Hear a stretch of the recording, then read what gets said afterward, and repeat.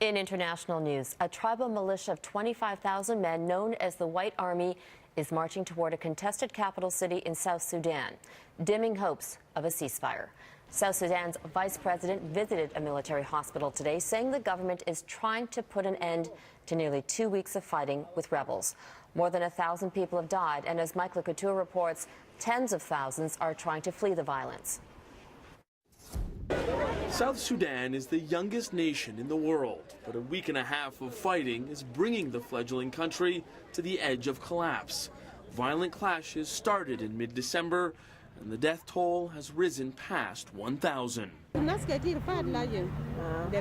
There's a woman who has a baby, she says. The baby was shot in the back and has died.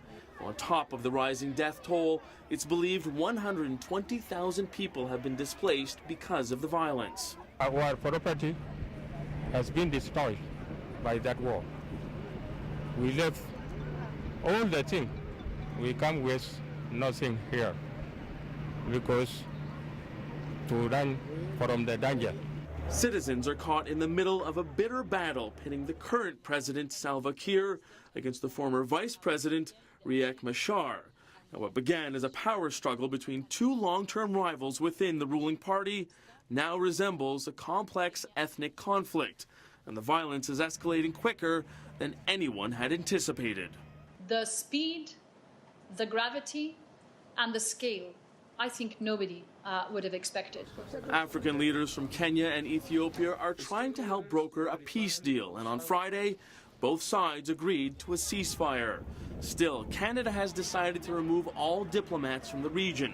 In a statement, Minister Lynn Yelich said Canada's head of office in Juba will temporarily work out of the Canadian High Commission in Nairobi, Kenya, until appropriate measures are put in place to respond to the changing operational environment.